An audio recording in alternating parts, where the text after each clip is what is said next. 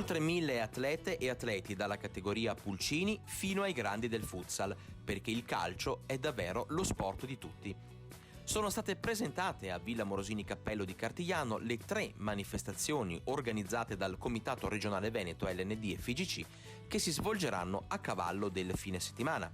Le Final 8 di Coppa Italia di Serie C di Calcio 5, il Futsal Day e Stella Stellina, torneo promozionale di calcio femminile.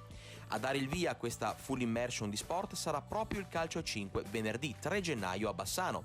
Sabato 4 toccherà il Futsal Day, mentre il gran finale sarà lunedì 6 gennaio.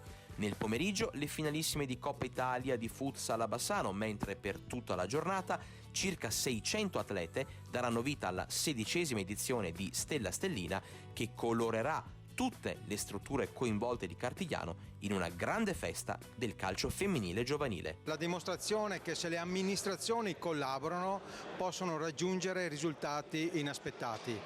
Il 6 gennaio qui a Cartigliano e a Bassano ci saranno ben 1000 atleti che si confronteranno nel gioco del calcio.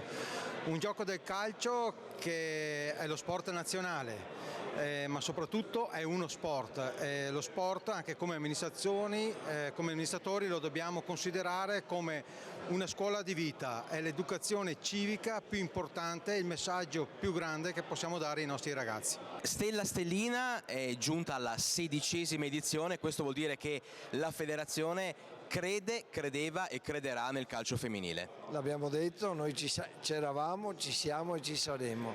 Noi abbiamo sempre creduto, perché non è tanto la nazionale, io dico una cosa importante adesso, che può far progredire il calcio. Sì, certo è un'immagine bella, tante bambine guardano la televisione per vedere la nazionale italiana, bambine, però bisogna partire dalla base, bisogna far capire che il calcio, come dicevamo, è anche donna, perché è uno sport bello anche per il sesso femminile, non c'è nessuna differenza. È una manifestazione unica nel suo genere, una prima per il Veneto ma anche a livello nazionale.